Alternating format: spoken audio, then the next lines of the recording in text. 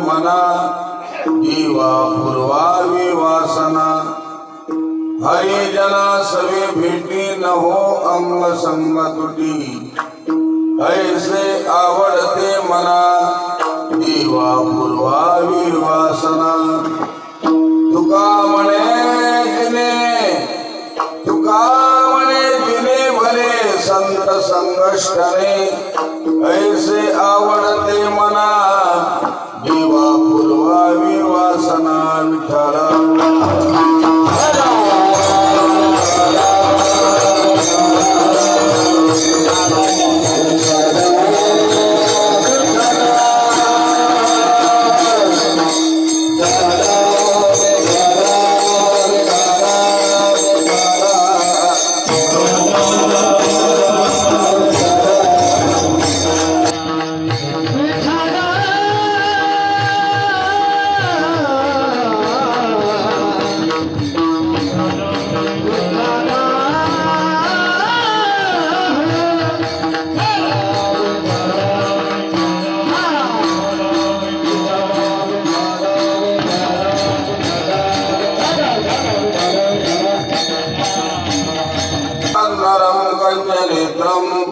सदैवदासं विठ्ठलं चिन्तयामि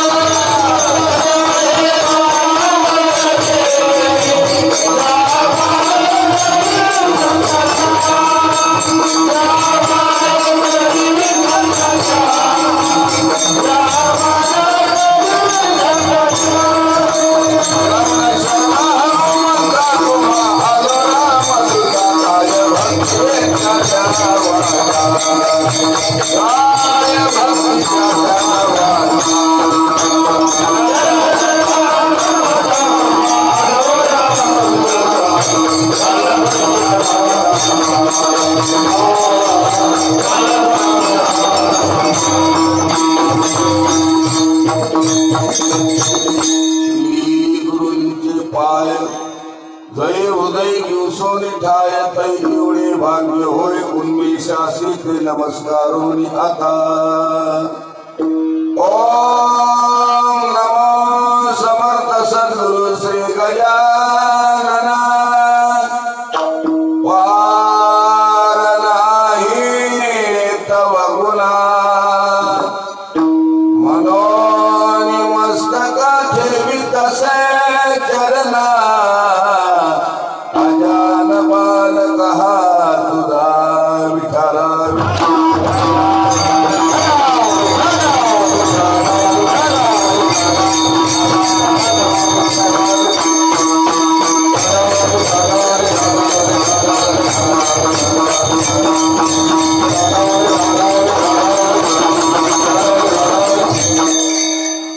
देववसे चित्ते त्यांची घडावी संगती ऐसी आवडती मना देवा पूर्वावी वासना प्रस्तुतस्थली प्राप्त प्रसक्ती सेवेसाठी निवडलेला अभंग जगद्गुरु जगद्वंदनीय जगद्विख्यात वैराग्याचे मूर्तिमंत महामेरू श्री क्षेत्र देहू निवासी तुकोबारा यांचा 4 चरणाचा मागणीपर प्रकरणातील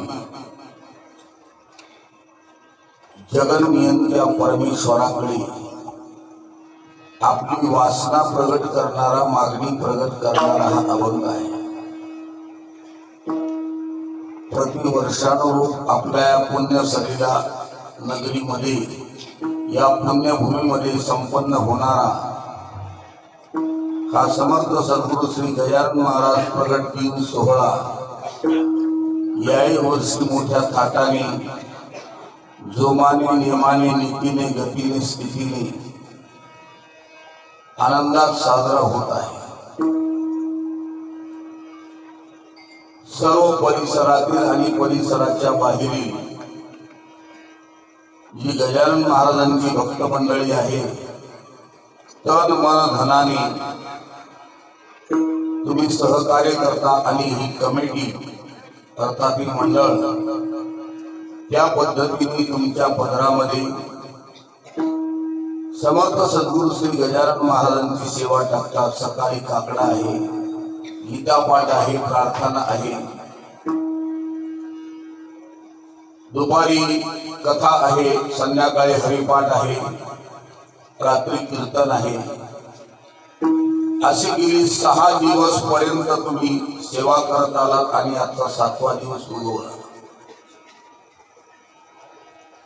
उद्या काला, उद्याच्या दिवशी काला, काला याचा अर्थ समारोप आणि आजचं कीर्तन म्हणजे मागणीपर, याला जागराचं कीर्तन म्हणतात संप्रदायामध्ये. हरी जागराचं कीर्तन अर्थात मागणीपर संस्थांचे त्या ठिकाणी असणारे पंचमंडळी आमचे हरिभक्तीपरायण मोरे बाबा, खडके साहेब, ही समस्त मंडळी पंच कमिटीची सगळ्यांची नावं माझ्या लक्षात नाही येतात, 2च नावं लक्षात आहेत. यांनी आमच्या पदरामध्ये टाकली, फोन केला सर्वानुरूप.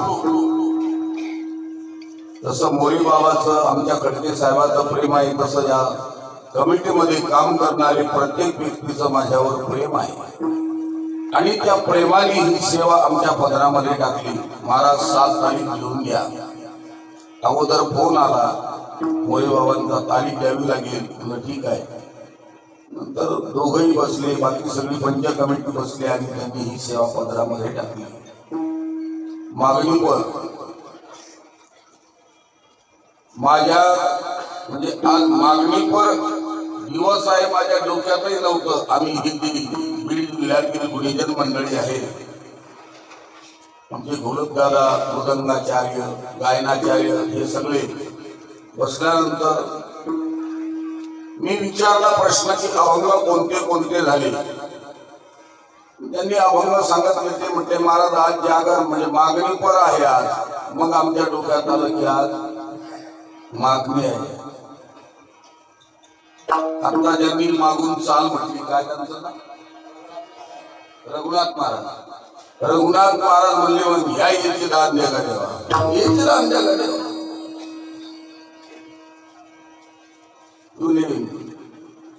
हेची देवा पै मागत म्हणलं, हेची देवा पै मागत. तिसरा वर्ग म्हटलं मग देव बसे जितकी म्हणलं, देव बसे जितकी तुम्ही म्हणाल तो काही अडचण येणार नाही. मग आमचे ज्यांनी सुरुवातीला चाल म्हटली ते बाबा म्हटले नाही हा चांगला आहे, देव असेल तिथे, देव असेल तिथे. या अभंगातून तुकोबाराय आपली वासना प्रगट करतात. आपल्या या पंच कमिटीच्या आणि असणाऱ्या आणि परिश्रमाने रात्रंदिवस अखंड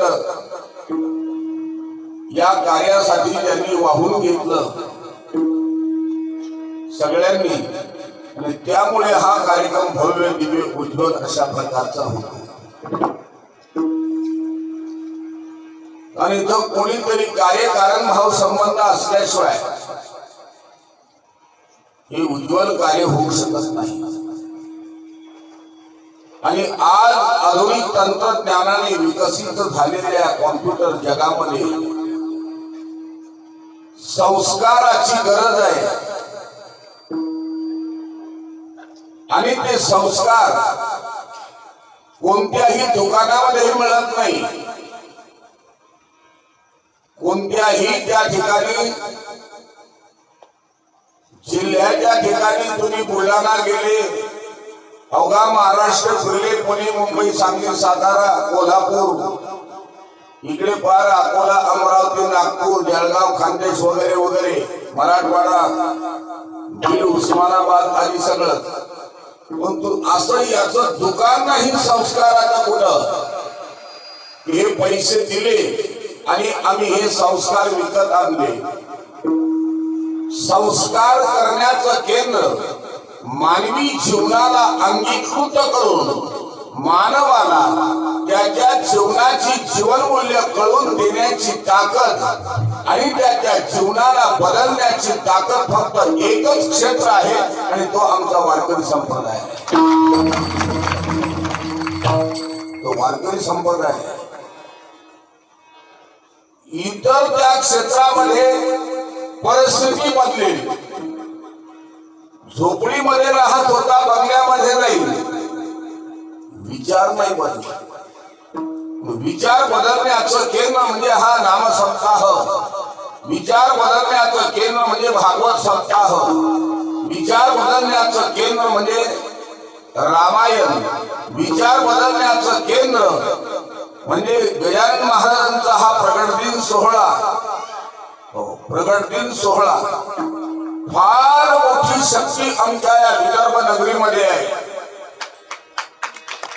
फार मोठी शक्ती विदर्भ नगरीमध्ये आहे. आता परवाला कीर्तन झालं माझं. रिठत नावाचं गाव आहे वाशिम जिल्ह्यामध्ये. त्या रिठतला अगोदर रामायण झालं, भागवतही झालं, कार्याचे कीर्तनही झाले आणि वर्षातून एक कीर्तन तिथे असतं. गजानन महाराजांचाच असणारा सोहळा ते संपन्न करतात. शेवटचा भंडारा फक्त 103 क्विंटल साखर गाळली उद्याचा. सप्ताह सुरू होण्याच्या आदल्या दिवशीपासून बुंदी काढण्याचा कार्यक्रम सुरू आहे.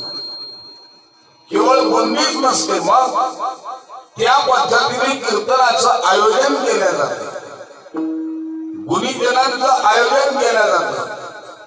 आमचं हे पंचमंडळ ही समर्थ सद्गुरू श्री गजानन महाराज कमिटी चिखली पुंडलिक नगर मध्ये ही सगळी गुणीजन मंडळी आणून सगळे कार्यक्रम वेळेवर आणि गुणीजन मंडळी राईट टाइम इज मनी म्हणजे अगदी वेळेवर म्हणजे वेळेवर. कीर्तनकाराच्या गळ्यात 8 वाजता विना गेला पाहिजे म्हणजे गेलाच पाहिजे. आमच्या आळंदीच्या नियमाप्रमाणे ते कार्य करतात. मनुष्य जीवन बदलण्याचं केंद्र जर असेल तर हा वारकरी संप्रदाय आहे. आणि या वारकरी संप्रदायाच्या माध्यमातून आम्हाला जी विचारधारा मिळते, सुरुवातीला आम्हाला कळालं पाहिजे आम्ही माणूस आहे, माझं कर्तव्य काय आहे, मी कोण आहे याचा करावा विचार म्हणे ज्ञानेश्वर निवृत्तीचा. कोहम गतमिदं जातं कोई कर्तास्य विद्यते. मी कोण आहे, इथे कशा करता आलो, मला भगवंताने या नरदेह कशा करता दिला. देवे दिला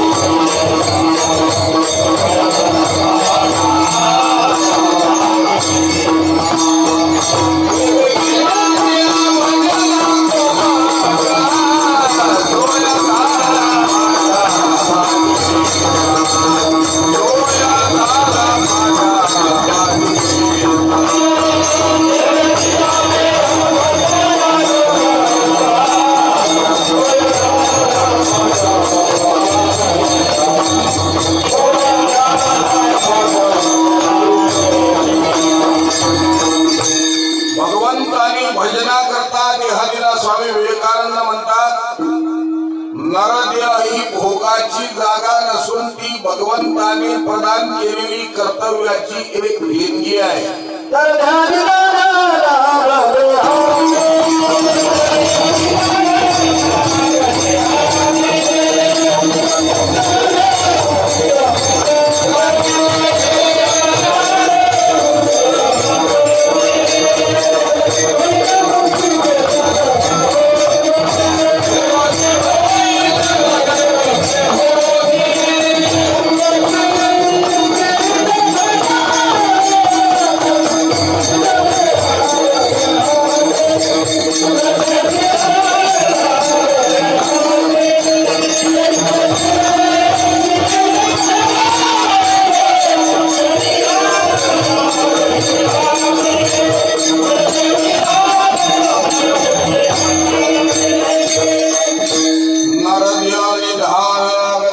उत्तम सार उत्तम गती देवचे होईल म्हणते ते होते तरी का तितकी न धरावी.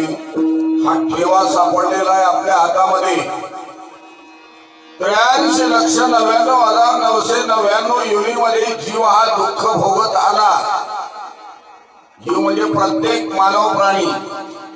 आणि मग त्याला हा नरदेह मिळाला. मग नरदेह मिळाल्यानंतर मिळाला, पण नरदेह मिळाल्यानंतर सगळे एकसारखे आहे का? सगळे तुम्ही आम्ही बसलेलो एकसारखे आहे का? नाही. एकासारखे सगळे आहे का? नाही. सगळ्यासारखे सगळे आहे का?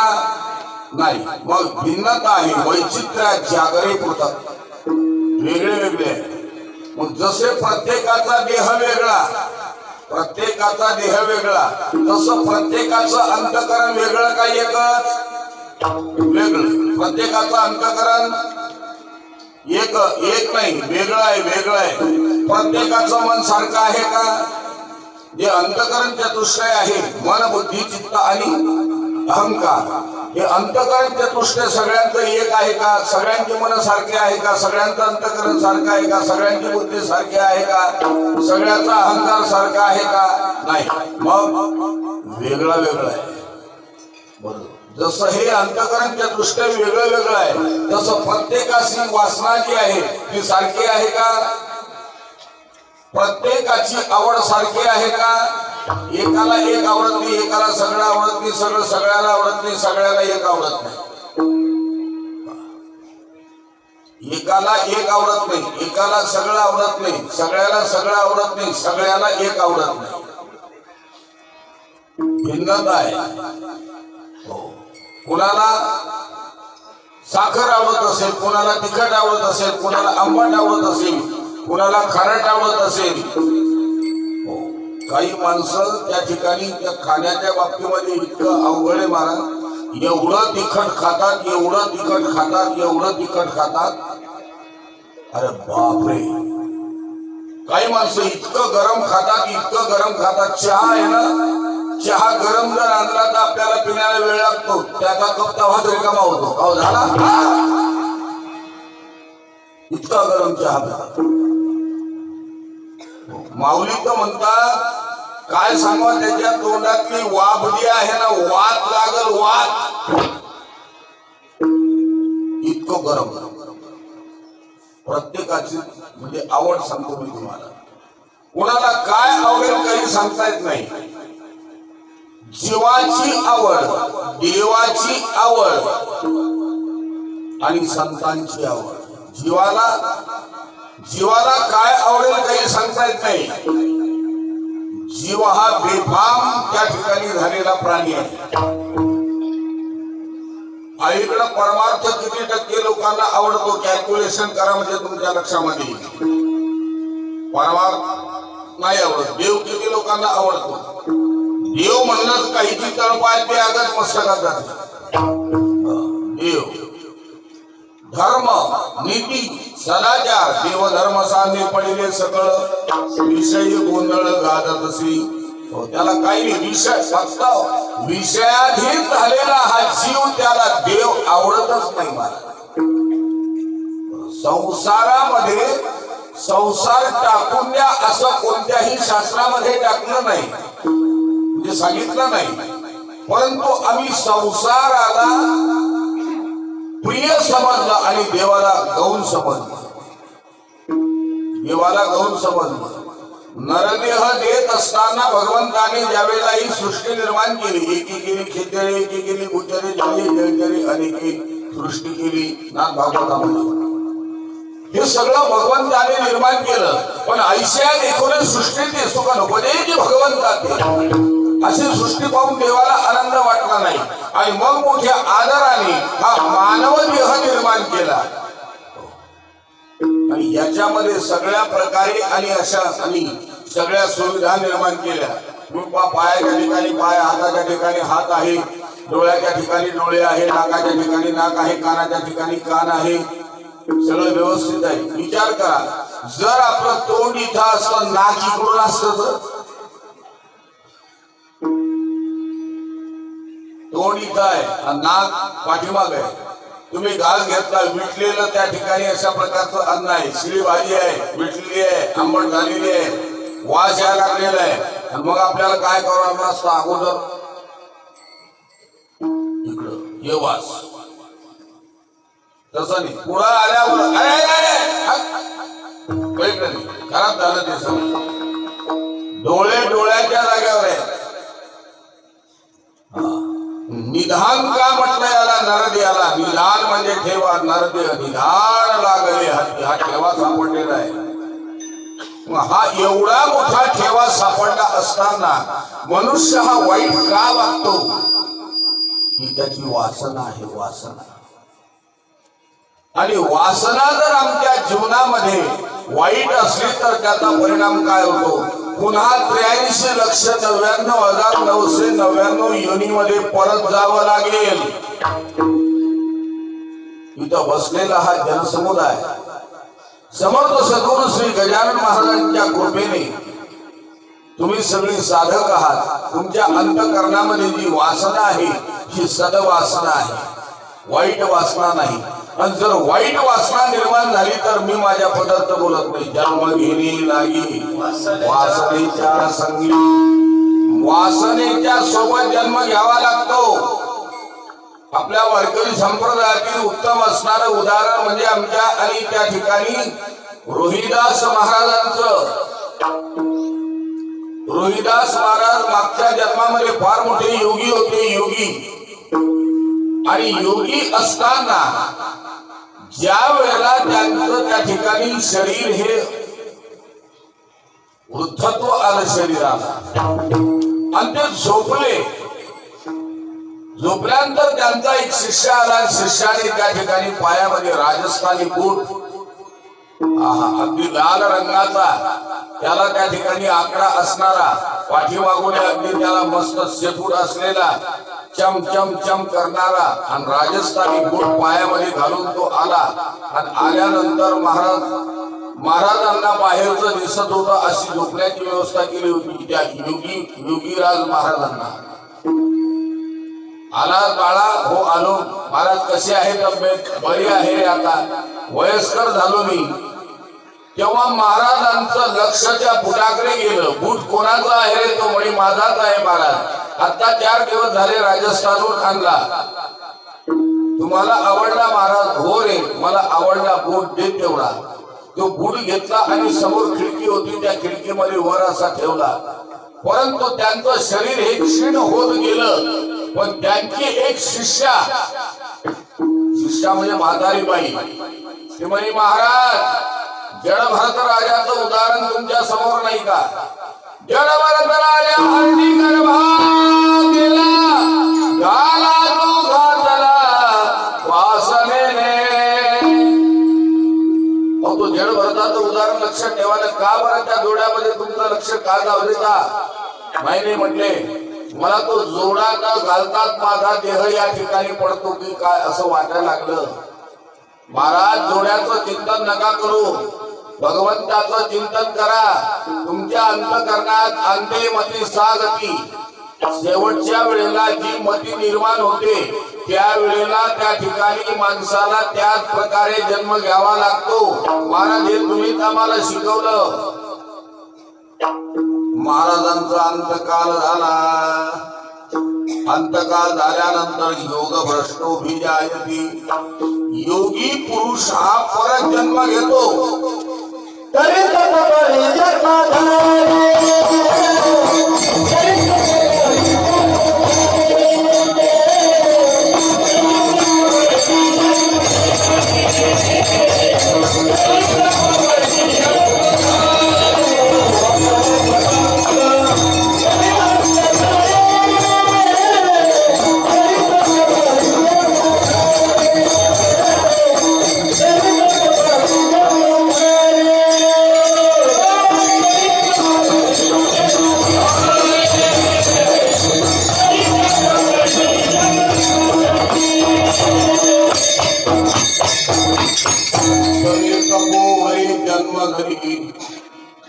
तप करणारा योग करणारा त्याला पुनर्जन्म प्राप्त होतो.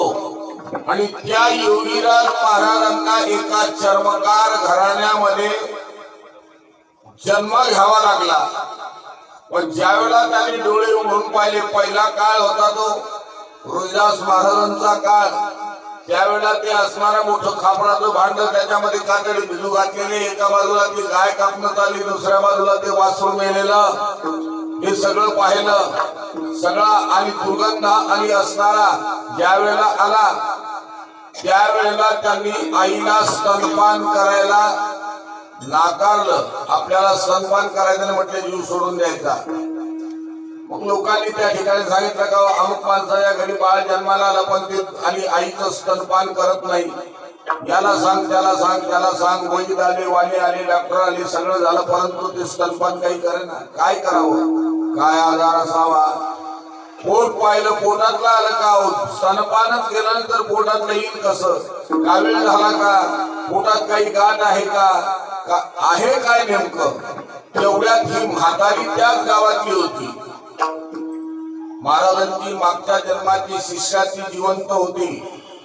त्यावेळेला त्या म्हातारीला कळालं की त्या आणि चर्मकाराच्या घरी आणि असणार मूल जन्माला आलं परंतु ते आणि स्तनपान करत नाही. ती म्हातारी आली. म्हातारीनं पाहिलं त्या मुलाला, जसं डोळ्याने बघितलं तसं त्या म्हातारीच्या लक्षात आलं हेच आपले गुरु महाराज. म्हातारी गेली, कमरेवर हात ठेवले, असे सांगितलं महाराज सांगत होते तुम्हाला. काय सांगत होते? जोड्यात तुमची वासना जाऊ देऊ नका. सांगितलं ना? मग आता ती जन्म देती आई आहे. तिने 9 महिने तुम्हाला पोटामध्ये वागवलं. स्तनपान तुम्हाला त्या आईचंच करावं लागेल, नाही तर मरून जाल. आणि जरी स्तनपान नाही केलं तुम्ही मेले तरी पुनर्जन्म पुन्हा आहे तुम्हाला. पुनर्जन्म जर चुकवायचा असेल तरी आईचं स्तनपान करा आणि भगवंताचं या जन्मामध्ये चिंतन करा. ते आमचे रोहिदास महाराज.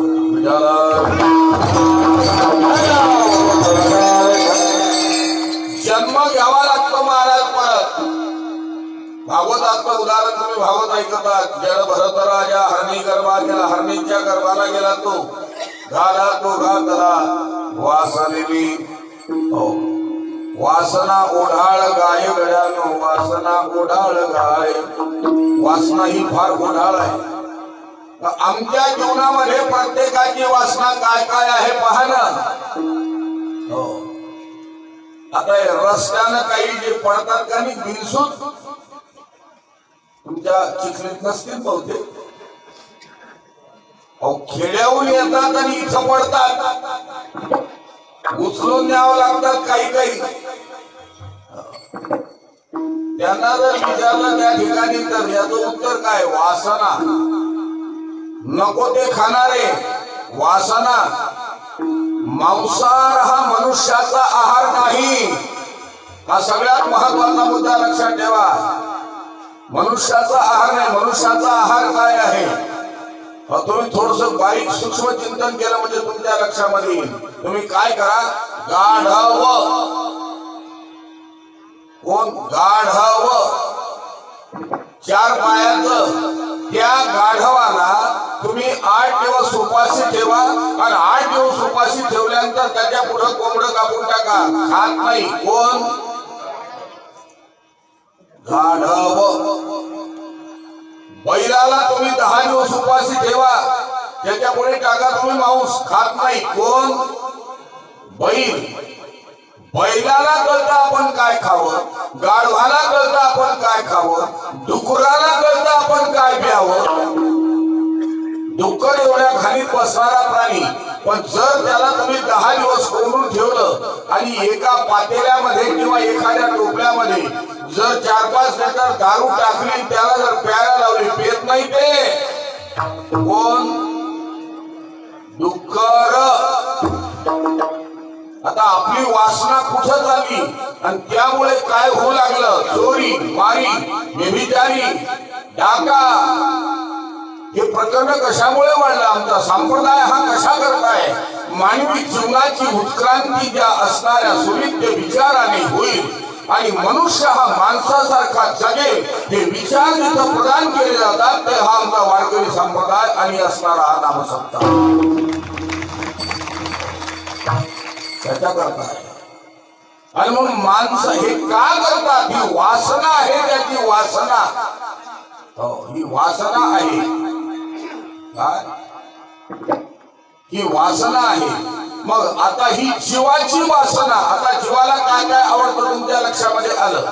हो, काय माणसं जेवायला बसल्यानंतर आहे ना त्याला ठेचा आवडतो. ठेचा.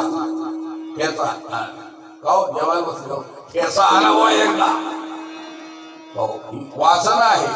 काही माणसाला गोडच खायला आवडतं. श्रीखंड, बासुंदी, लाडू, जिलेबी, गुलाबजाम, मोहनभोग, राजभोग, हे सगळं गोड गोड आयटम त्या ठिकाणी जेवायला माणसाला काही गोड आवडतं, काही ना तिखट आवडतं, कोणाला आंबट आवडतं, दही, ताक ही आवड. ही वासना.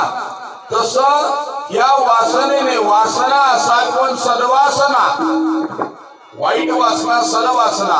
वाईट वासनेमुळे मनुष्याला चोरी करण्याची बुद्धी होती. वाईट वासनेमुळे आणि व्यसन करण्याची बुद्धी होती. वाईट वासनेमुळे व्यभिचार करण्याची बुद्धी होती. वाईट वासनेमुळे दुसऱ्याचं नुकसान करण्याची बुद्धी होती. ही जीवाची वासना.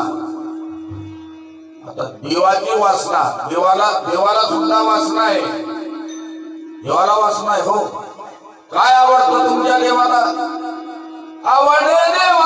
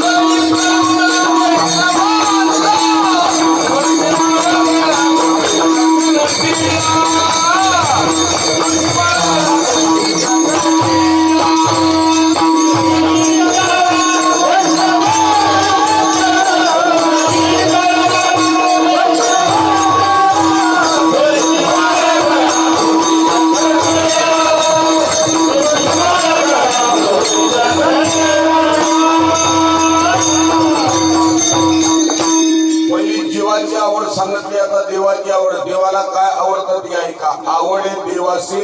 आपल्या आवडीचे जसे प्रकार आहेत तसे देवाच्या आवडीचे प्रकार आहेत. देवाच्या आवडीचे प्रकार आहे.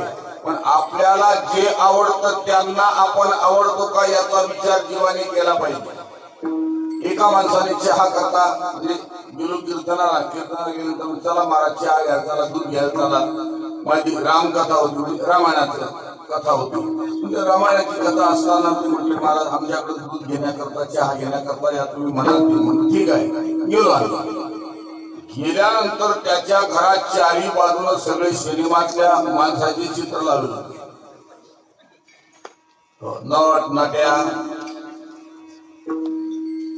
त्यांना म्हटलं का तुमचा देवारा पाठीमागे म्हणे पण हे म्हणजे तुम्ही हे सगळे कशाला लावले. ते म्हणे हे मला आवडतात. काय म्हणतो हे मला आवडतात. म्हणलं हे तुम्हाला आवडतात तुम्ही यांना कधी बघितलं का प्रत्यक्ष. म्हणजे नाही सिनेमात पाहिले. बर हे तुम्ही सिनेमात पाहिले तुम्ही यांना प्रत्यक्ष बघितलं नाही. पण तुम्ही यांना आवडता का. हे तुम्हाला आवडतात पण तुम्ही त्यांना आवडता का. तुम्ही त्यांना बघितलं का म्हणे नाही. मग जे आपल्याला आवडत नाही जे आपण ज्यांना आवडत नाही त्यांचे फोटो का लावता. देवाला तुम्ही आवडता. देवाला तुम्ही प्रिय आहे. आवडे देवाशी तो ऐका प्रकार. कोण आवडतो देवाला. नावाचा उच्चारणाचा दिवस जो भगवंताच्या नामाचा नित्य गजर करतो. सततम कीर्तयन्तो माम यतन्तश्च दृढव्रतः नश्य नमश्यन्तश्च मां भक्त्या नित्ययुक्ता उपासते.